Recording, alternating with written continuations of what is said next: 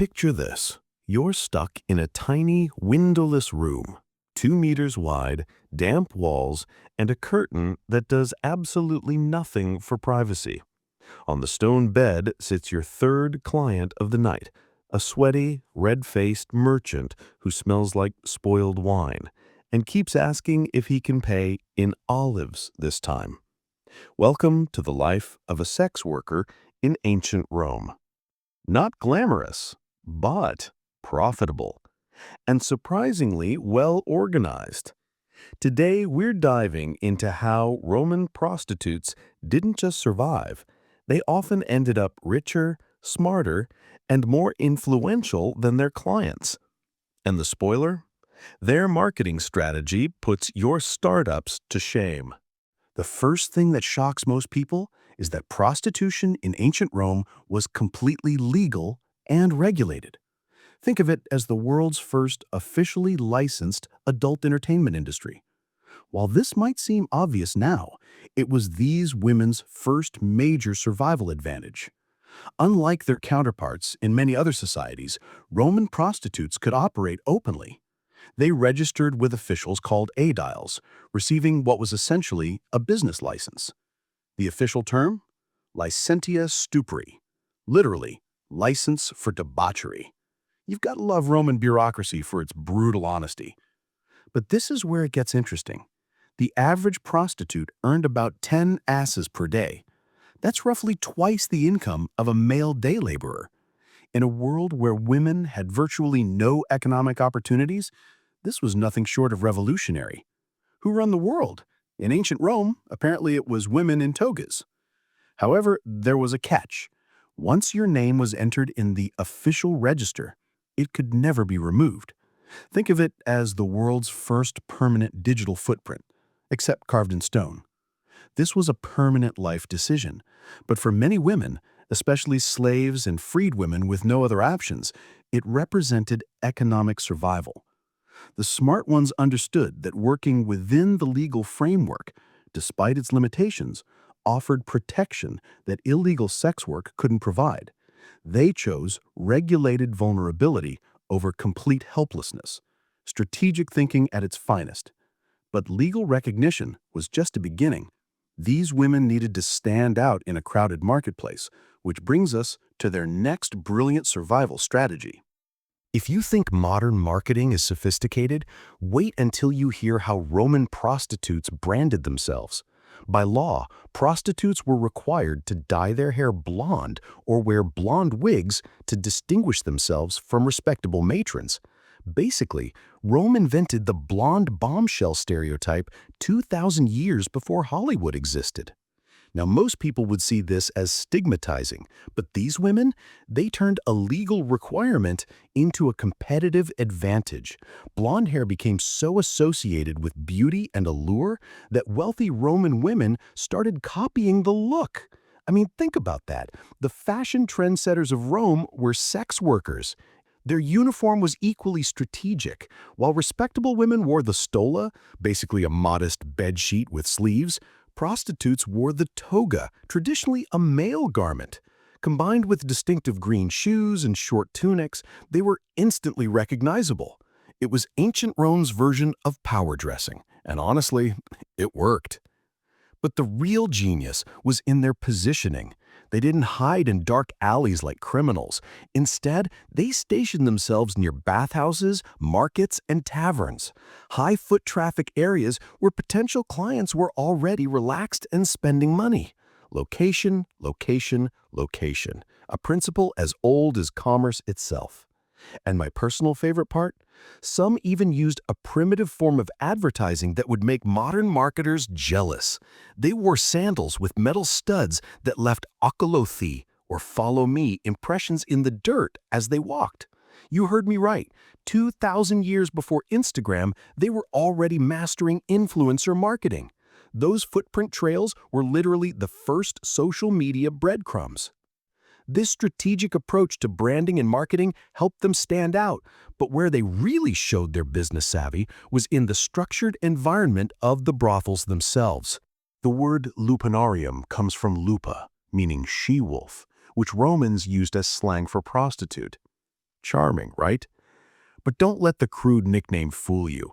These establishments were sophisticated business operations that would make modern corporate consultants proud.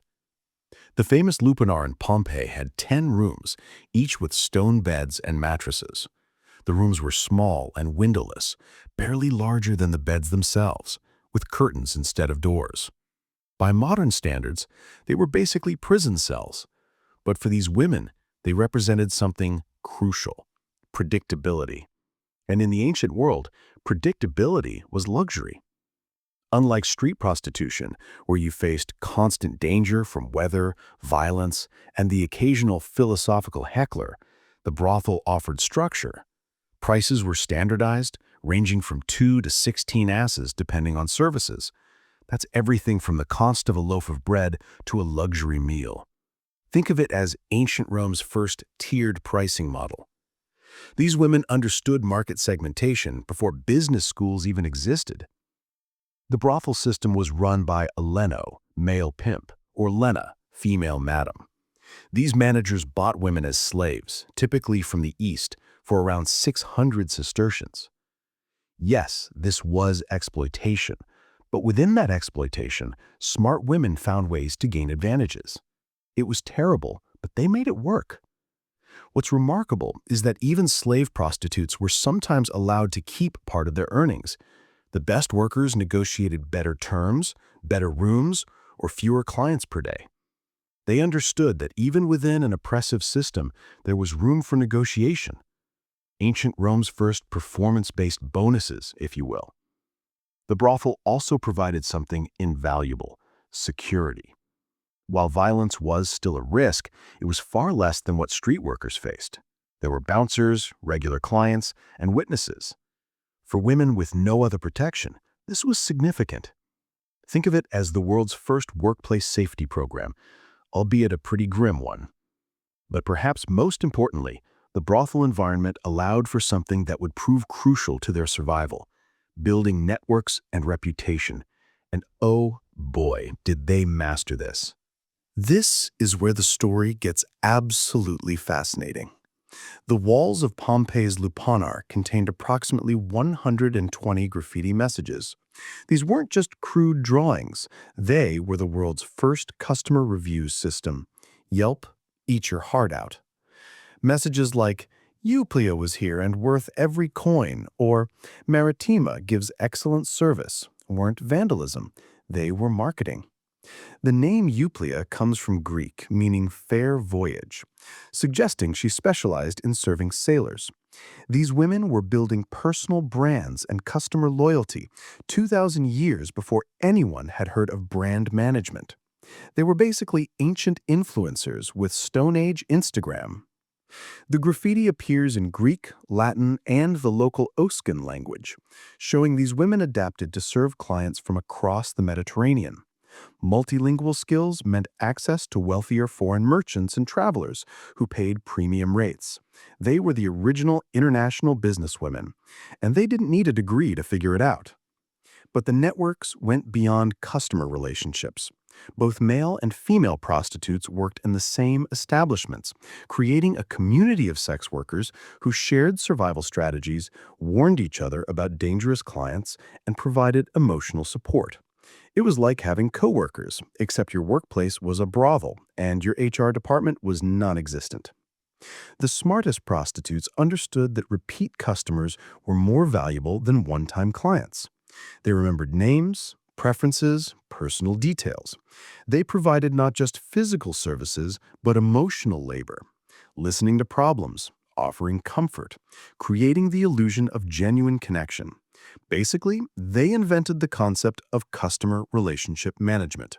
Modern businesses are still trying to figure out what these women knew instinctively.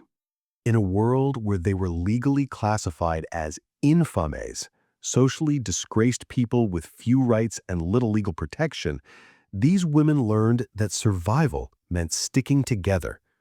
If you can't rely on the system, you build your own. Despite the harsh conditions, the constant threat of violence, robbery, and assault, strong bonds formed between sex workers. They shared practical knowledge, which clients to avoid, how to negotiate better rates, where to find medical help, how to prevent pregnancy. It was like having a union, except without the legal recognition or benefits, just pure, practical sisterhood. Newer workers were mentored by experienced ones. Information flowed about which brothels treated their workers better, which madames were fair, and which areas of the city were safer. This informal network functioned like a guild, protecting members through shared knowledge. Ancient Rome's first professional development program, if you will. They also supported each other emotionally. Working in a profession that society simultaneously relied on and despised created psychological trauma that only others in the same situation could understand. These relationships often became the closest thing to family these women had. Sisterhood wasn't just a concept, it was a survival strategy. And something beautiful happened. They even pooled resources, helping sisters in the trade buy their freedom or transition to other work. But for those with the foresight and opportunity, the ultimate survival strategy was always the same: planning their way out. The most successful Roman prostitutes never stopped planning their escape. They understood that sex work was a young woman's game, and youth doesn't last forever. Smart planning was the difference between dying in a brothel and retiring with dignity. Some accumulated enough wealth that they could buy their freedom if enslaved, or transition to other businesses if they were free. The luckiest became madams themselves, transitioning from worker to manager. This gave them control over their income and working conditions while using their experience to run more humane operations. It was ancient Rome's version of climbing the corporate ladder. Others opened taverns, bathhouses, or shops, businesses where their understanding of male psychology and negotiation skills proved valuable. I mean, think about it. After years of reading people and managing difficult personalities, they were basically natural-born entrepreneurs. These skills transferred beautifully to legitimate business. Some prostitutes acquired such wealth and influence that they left significant bequests to the Roman state. The generous prostitute became a recognized figure in Roman culture, women who parlayed their earnings into lasting wealth and even political influence. They were the original rags-to-riches success stories, proving that with enough determination, anyone could rewrite their destiny. A few rare individuals became courtesans to powerful men, gaining protection, luxury, and social standing that approached respectability. These women understood that beauty and sexual skills were temporary assets, but intelligence, discretion, and strategic thinking could last a lifetime. But we have to be honest about the harsh reality. Not everyone could employ these strategies successfully, and that's where the story gets darker. Despite all their survival strategies, the system was still brutal. Violence was commonplace. Prostitutes were robbed, beaten, raped, and sometimes killed. Their infamous status meant they had no legal recourse, couldn't testify in court, and couldn't marry Roman citizens. They were essential to society, but excluded from its protections, the ultimate double standard. Health risks were enormous. With no understanding of disease transmission and limited medical care, sexually transmitted infections, unwanted pregnancies, and complications from primitive contraception or abortion attempts claimed many lives. Ancient Rome had impressive engineering, but their healthcare system left much to be desired. The psychological toll was immense. Many turned to alcohol or drugs to cope with the trauma of their daily existence. Infant mortality was high, and many were forced to abandon their children. The emotional cost of survival was often devastating. Most devastating of all, the registration system meant that even if they escaped prostitution, the social stigma followed them forever. Their names could never be removed from the official records. It was ancient Rome's version of a permanent criminal record, except for doing something that was perfectly legal. Yet, Even knowing these harsh realities, their survival strategies remain remarkable. Which brings us to what we can learn from their story. When Vesuvius buried Pompeii, it preserved more than buildings and bodies. It captured the survival strategies of women who faced impossible circumstances and found ways to endure, adapt, and sometimes even thrive. Roman prostitutes survived through legal compliance, strategic marketing, economic planning, network building, mutual support, and long-term thinking. They weren't passive victims, they were strategic survivors who understood that even in the most constrained circumstances, there's always some room for agency. Their story reminds us that survival isn't just about enduring hardship, it's about finding ways to maintain dignity, build community, and create hope, even in the darkest situations. The women of Pompeii's brothels left us more than graffiti on walls. They left us a masterclass in human resilience. And honestly, their business strategies weren't half bad either.